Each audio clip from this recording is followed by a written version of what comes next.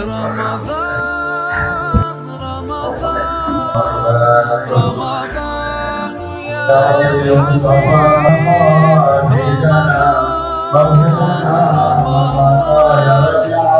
ليتك دوما قريب رمضان رمضان يا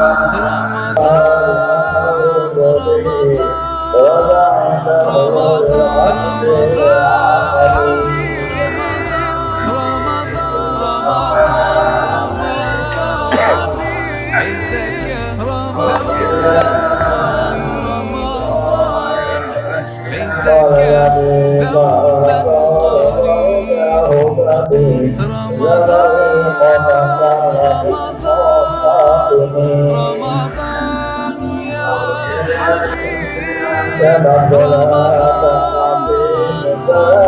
رمضان ليتك دوما قريب مصطفى المغافلنا واغفر لنا ما مضى واسع آمين يوم القدر وبارك علينا.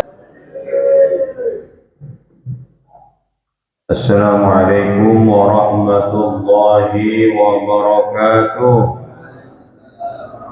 Alhamdulillahi rabbil alamin.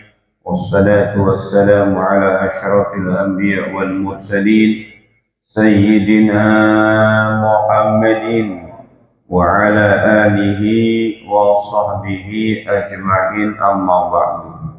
Qalu subhanaka la ilma lana illa ma 'allamtana innaka antal alimul hakim. Rabbi shrah li sadri wa yassir li amri wahlul 'uqdatam min lisani yafqahu qawli. Allahumma akhrijna min zulumatil wahmi wa akrimna bi nuril fahmi waftah 'alaina bi ma'rifatil ilmi وحسن أخلاقنا بالعلم وسهل لنا أبواب فضلك وانشر علينا من خزائن رحمتك يا أرحم الراحمين.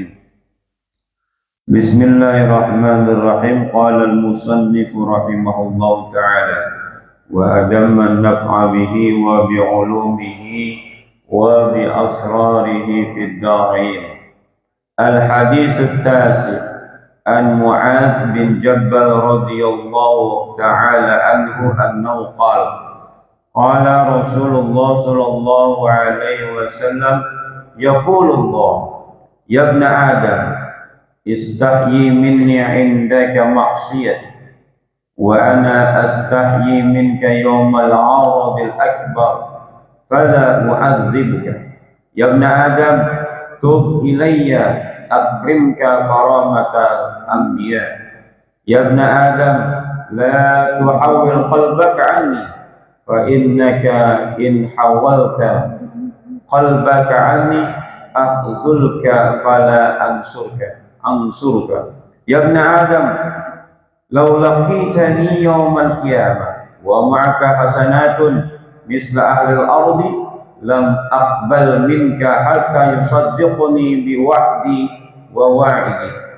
يا ابن آدم إني أنا الرزاق وأنت المرزوق وتعلم أني أوفيك رزقك فلا تترك طاعتي بسبب رزقي فإنك إن تركت طاعتي بسبب رزقك أوجبت عليك عقوبتي. يا ابن آدم احفظ لي هذا الخصال الخمسة ولك الجنة إلى آخره والله تعالى أعلم بالصواب. Yang saya hormati para asatidzah, para hujjah, tokoh masyarakat, mohon maaf tidak menyebutkan namanya namun tidak mengurangi rasa ta'zim hormat saya kepada bapak-bapak, saudara-saudara dan juga ibu-ibu sekalian. Puji syukur kepada Allah Subhanahu wa taala yang banyak memberikan kita nikmat iman, nikmat Islam, nikmat sehat wal afiat, nikmat taufik wal hidayah, nikmat panjang umur. Yang karena dengan nikmat itu semua kita hadir di Masjid Nurul Hidayah ini dalam rangka melaksanakan kewajiban kita yakni sholat subuh yang kita laksanakan secara berjamaah, dilanjutkan dengan thalabul ilmi. Mudah-mudahan niat langkah kita ke tempat ini mendapatkan ridha, barakah, pahala dari Allah Subhanahu wa taala. Salawat dan salam semoga tercurahkan kepada baginda Muhammad sallallahu alaihi wasallam serta keluarganya, sahabatnya dan para pengikutnya setia. Hadirin yang dimuliakan Allah Subhanahu wa taala. Hari ini kita sudah masuk di hari ke-24. Insyaallah nanti malam namanya malam yang ke-25. Dalam rumusan Imam Al-Ghazali, seandainya awalnya itu hari Kamis, Ramadan awalnya hari Kamis, maka besar kemungkinan Lailatul Qadar jatuh pada malam ke-25. Karena itu nanti malam jam 12:30 saya ajak kembali jamaah mengikuti kegiatan i'tikaf di masjid. Apa itu i'tikaf? I'tikaf itu berdiam di masjid dengan niat i'tikaf. Apa yang dilakukan pada waktu i'tikaf? Berbagai macam amal ibadah kebaikan. Kalau di Nur Hidayah pertama dilaksanakan sholat tasbih. Setelah sholat tasbih mengerjakan amaliyah mandiri.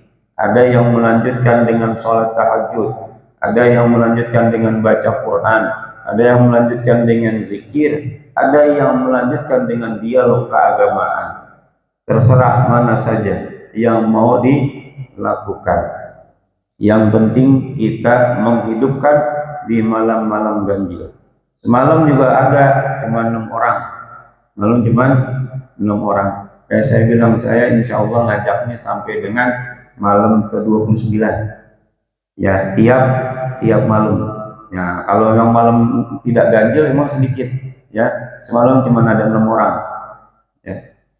Mudah-mudahan nanti malam itu seperti malam 23 yang kemarin, banyak orangnya. Ya. Sehingga apa? Ada rasa semangat. Kalau kita ngerjain sendiri kayaknya gimana ya? Kurang semangat kayaknya dah. Apalagi kalau di rumah, ya. Kalau di rumah. Kalau udah ngantuk dekat kasur ya tidur. Oh di sini ngantuk begini-begini masih usahain bangun lagi ya nggak? Masih berusahakan bangun lagi gitu. Ya. Dan mudah-mudahan banyak yang hadir untuk nanti malam, ya. Dan kalau yang nggak hadir, oh di rumah saya ada pisang nih, ya, ada gorengan ini, masih ada bekas buka, ada roti juga, dibawa boleh nggak?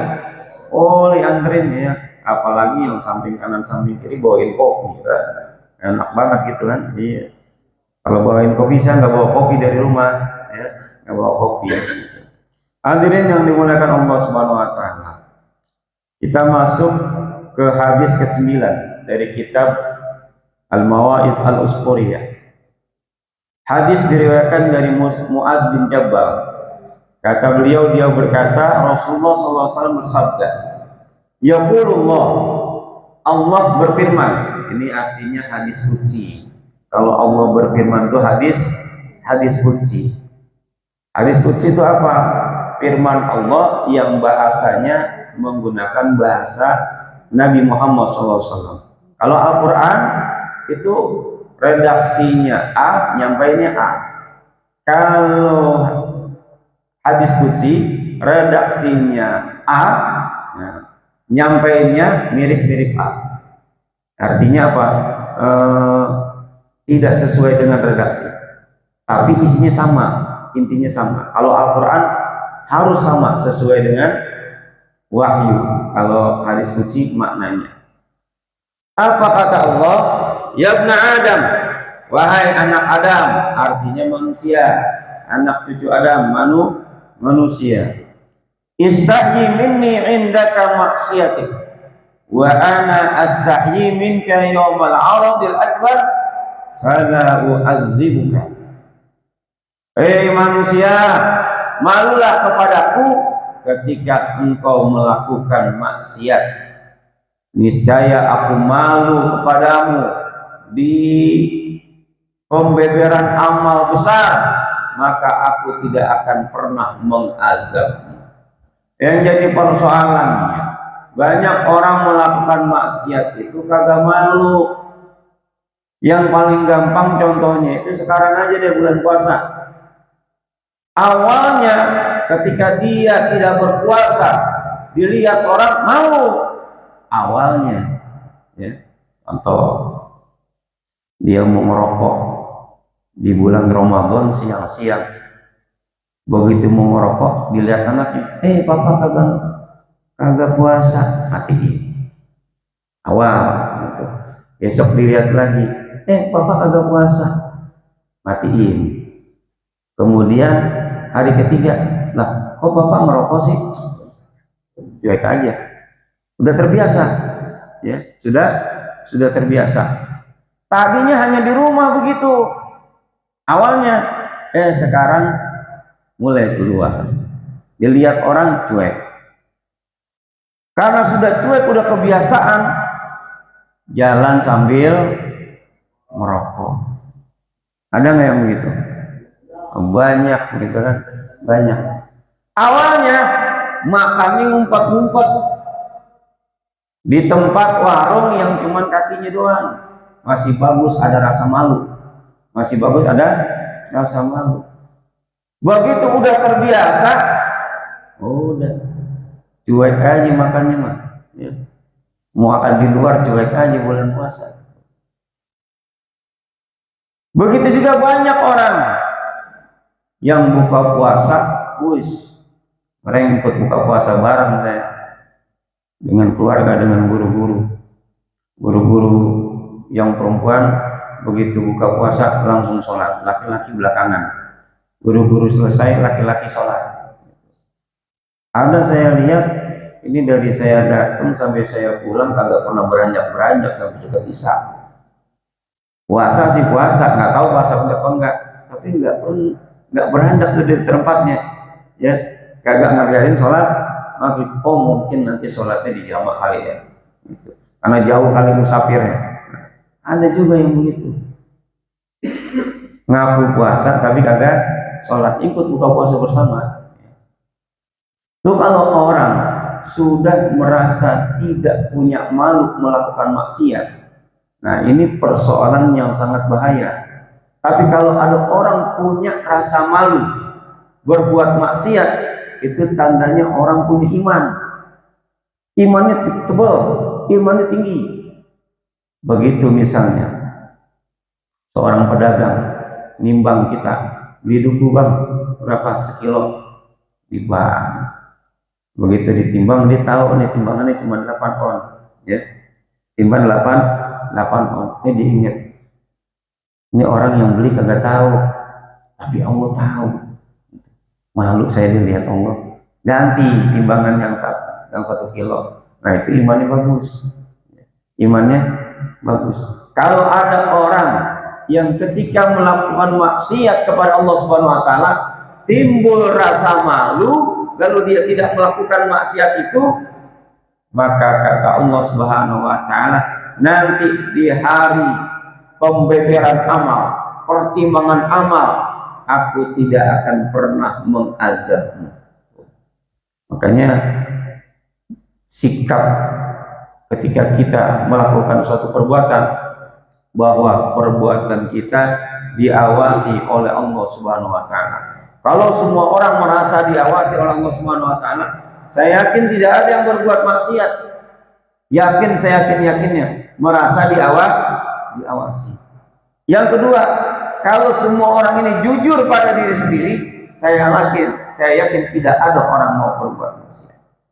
Pernah ada sahabat ngadu sama Rasulullah, ya Rasulullah, saya ini udah pengen masuk Islam, tapi saya masih berbuat berzina, doyan saya, minuman keras juga saya doyan, terus makan makanan haram saya juga doyan. Kata Rasulullah, kagak apa-apa, biarin, nggak apa-apa, cuman syaratnya satu, jujur. Syaratnya jujur. Maksudnya gimana? Kalau engkau berbuat maksiat, ketemu aku tanya, hari ini engkau berzina? Kalau kamu berzina, iya jujur bilang. Oke, gampang, cuman jujur. Besok ketemu Nabi, tanya, hari ini berzina? Iya. Minuman keras? Iya. Terus apa lagi? Diceritain. Hari kedua mulai mikir nih, aduh, ntar kalau ketemu Rasul ditanya lagi, gitu. Mulai timbul rasa malu, agak enak ntar kalau ketemu Rasul ditanya, saya mesti jawab apa? Cuma disuruh jujur doang. Akhirnya lama kelamaan tidak melakukan perbuatan maksiat. Kenapa? Malu bertemu dengan Rasul kalau dia berbohong. Kalau semua manusia punya sifat jujur, maka saya yakin dia tidak akan berbuat maksiat. Apalagi kalau ditanya, pulang malam, tanya sama bini, bang dari mana bang? Aduh, kalau saya bilang dari kantor cuma sampai jam 4, apalagi bulan Ramadan, pulangnya dipercepat.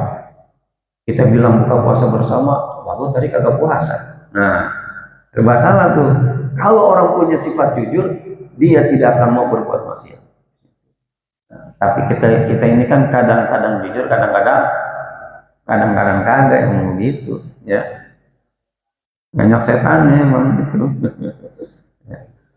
Kalau seandainya kita ini malu berbuat maksiat, ya, insya Allah nanti di hari kiamat Allah tidak akan pernah mau mengazab kita. Itu yang pertama. Ya ibn Adam. Yang kedua, tub ilayya akrimka karamatal anbiya.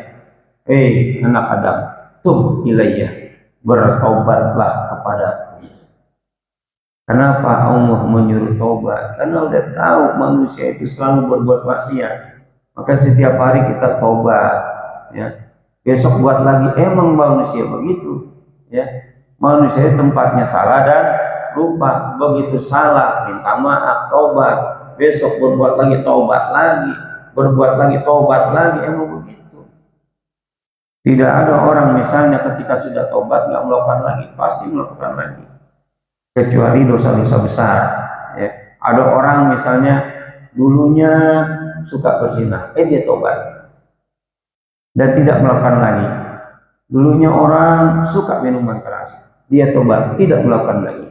Dulunya orang misalnya suka berjudi, kemudian dia tobat, tidak melakukan lagi. Itu dosa-dosa besar. Tapi kalau dosa-dosa kecil, ya, itu biasanya ngulang lagi, ya, ngulang lagi. Apa dosa kecil? Contohnya misalnya begini, ada orang misalnya lagi jalan, tiba-tiba kepleset jatuh. Itu yang melihat ketawa apa nolongin? Pertama ya, orang jalan kepleset jatuh, itu pertama langsung nolong apa ketawa dulu? Biasanya ketawa dulu, ya. Atau misalnya ada di media sosial, ini loh tayangan lucu, orang kecelakaan. Kita yang nonton karena lucu, ketawa nggak? Ketawa. Kira-kira mentertawakan orang celaka dosa apa enggak? Dan kita nggak sadar itu, ya. Astagfirullahaladzim, kenapa saya ketawa? Besok ada lagi, ketawa lagi, tobat lagi, begitu seterusnya. Karena merasa dosa kecil. Kata Allah, hei manusia, tobatlah kepadaku, niscaya aku akan memuliakanmu seperti aku memuliakan para anbiya, para nabi. Kalau kita terus melakukan tobat kepada Allah Subhanahu wa taala, Allah akan muliakan kita. Makanya sehari ini jangan pernah tidak beristighfar kepada Allah. Astaghfirullahaladzim wa atubu ilaih. Astaghfirullahaladzim wa atubu ilaih. Paling sedikitnya 70 kali. Bagusnya 100 kali. Bagusnya lagi 1000 kali. Bagusnya lagi tak terhingga. Ya. Allah paling senang kalau hambanya itu tobat. Allah paling senang kalau hambanya itu mohon ampun. Bahkan di dalam Al-Quran disebutkan, ya ayyuhalladzina amanu tubu ilallahi taubatan nasuha. Hei orang-orang beriman, bertobatlah dengan taubat yang sesungguh-sungguhnya. Kalau orang bertobat dengan sungguh-sungguhnya, maka dosanya akan dihapus dan akan Allah hadiahkan dengan surga yang di bawahnya mengalir sungai-sungai. Dan banyak ini orang-orang yang dahulunya ahli maksiat, begitu tobat luar biasa menjadi ahli hasanat, orang yang banyak berbuat kebaikan. Para sahabat Nabi, contohnya saja Umar ibn Khattab, Sayyidina Umar ibn Khattab, sebelum menjadi orang Islam banyak berbuat maksiat, minum minuman keras, iya, nguburin anak hidup-hidup, iya, perempuan. Begitu masuk Islam, luar biasa keislamannya. Bahkan orang yang masih hidup sudah punya istana di surga. Nah, kalau kita begitu nggak nih? Kita masih hidup, udah ada istananya belum? Udah ada istananya belum? Belum tentu. Ya. Para sahabat Nabi seperti Umar bin Khattab, orangnya masih hidup, tapi sudah ada istananya di surga.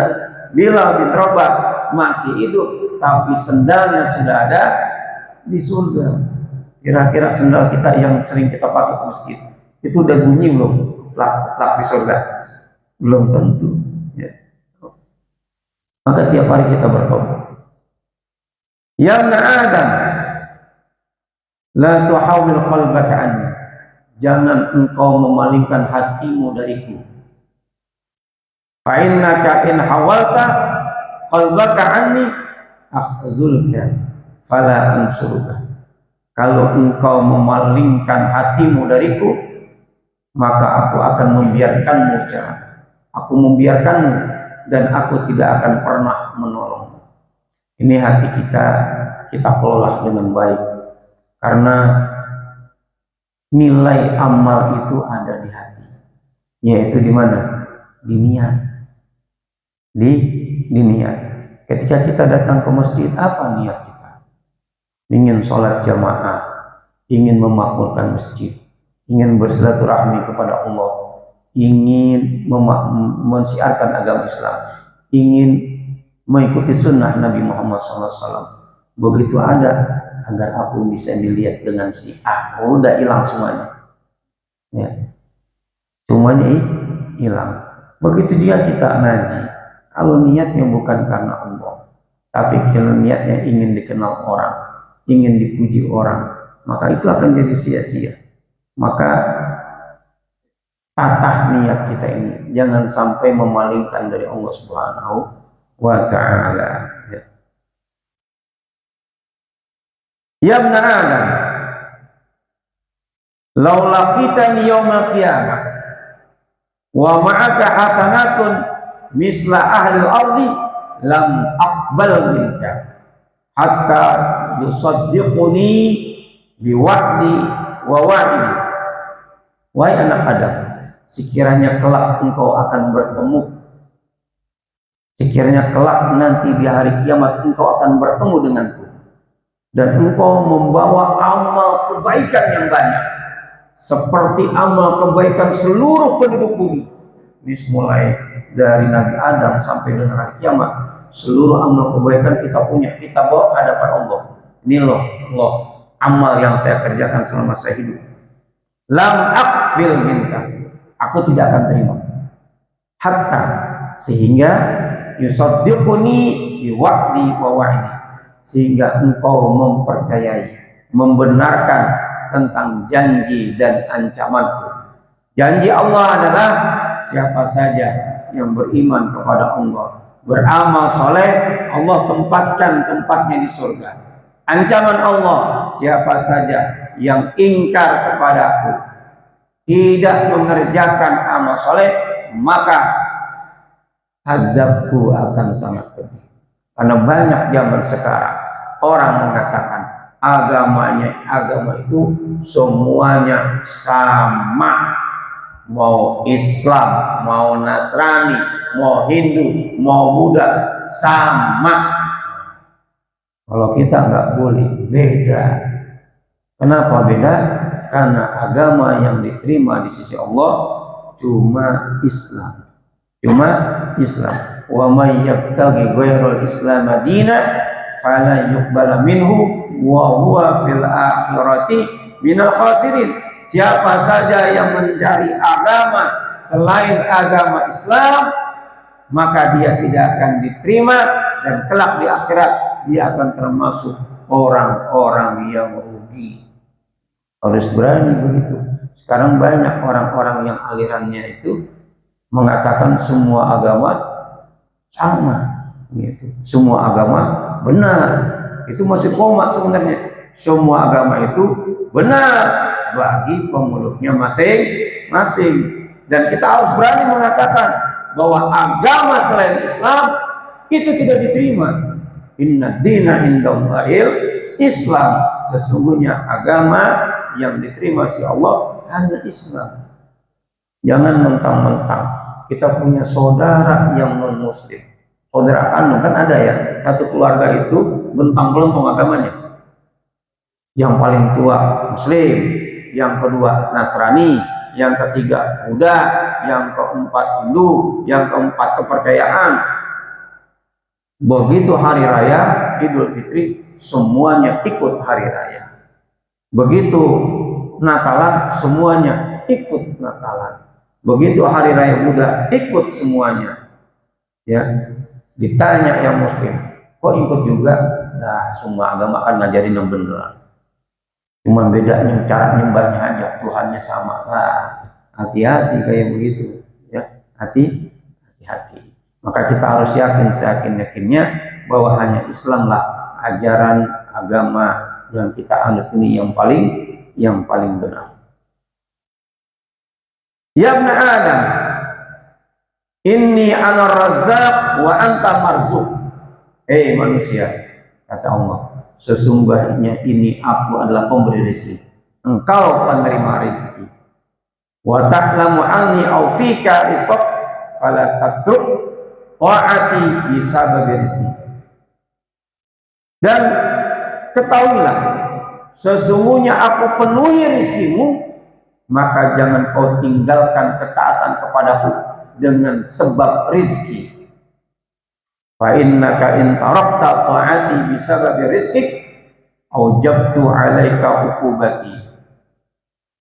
Karena sesungguhnya jika engkau meninggalkan ketaatan kepadaku dengan sebab rizki, maka aku pastikan engkau akan mendapatkan azabku.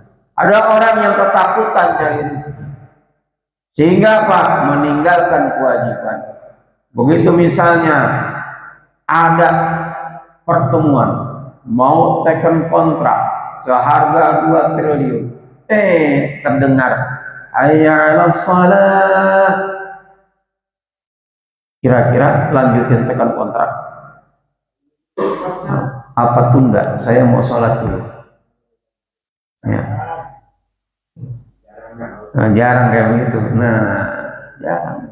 Makanya hati-hati ya. Itu. Usahakan ketika azan berkumandang, kita punya aktivitas, hentikan semuanya.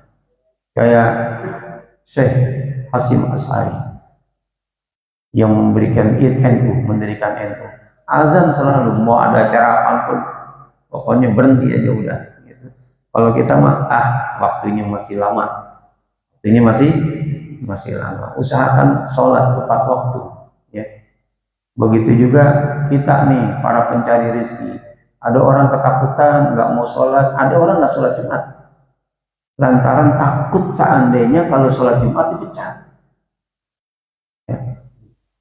Pernah itu ipar saya, begitu ada peraturan begitu, dia satpam, ada ipar saya satpam, ada peraturan satpam harus di sini, dia sesuai jadwal. Kebetulan dapat jadwal di hari Jumat, pas Jumat nggak boleh keluar, nggak boleh sholat Jumat. Kira-kira nurutin bosnya atau nurutin Allah? Kata dia, mendingan gue berhenti, lawan berhenti udah, daripada nggak boleh sholat. Begitunya ada saudara-saudara kita yang muslimah daftar dengan pakai jilbab rapi, cakep, pakaian bagus. begitu diterima wajib membuka jilbabnya. Kerja jadi pramuniaga misalnya atau di kasir, kita kalau orang tuanya, kita jadi orang tuanya, begitu dengar anak diterima kerja, senang nggak? Wah senang. Cuman bah, saya mesti buka jilbab. Apa tindakan kita? Nggak usah pakai, nggak usah pakai diambil tuh kerjaan. Gitu. Cari tempat lain, ya. Cari tempat lain. Apalagi harus tidak boleh mengerjakan sholat karena banyak yang begitu.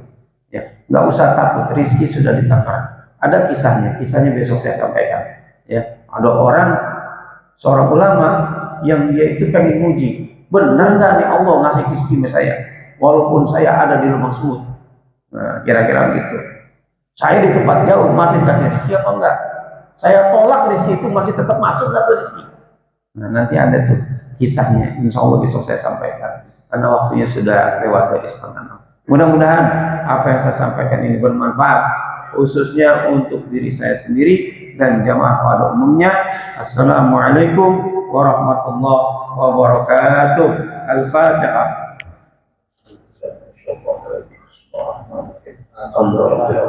Astagfirullahaladzim, astagfirullahaladzim, astagfirullahaladzim. Bismillahirrahmanirrahim. Alhamdulillahirabbil alamin. Allahumma shalli wa sallim ala sayyidina Muhammad wa ala ali sayyidina Muhammad. Allahumma zidna ilman wa zidna rahman. Allahumma qina bil ilmi wa zidna bil ilmi wa akrimna bit taqwa wa jamilna bil afiyah. Allahumma ahdina bi huda wa ja'alna mimman yushari'u bi ridha wa la tu'inna wa liyansiwa wa la taj'alna mimman khalaqa wa asya wa hasbunallahu wa ni'mal wakeel wa la hawla wa la quwwata illa billahil aliyyil azim.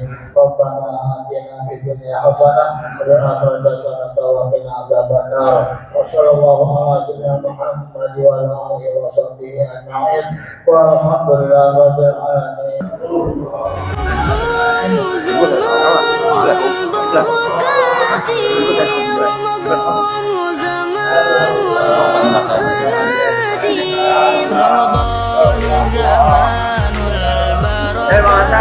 Yang hari Jumat tuh ini tuh ada patung. Yang datang hari Jumat. Yang hari Jumat.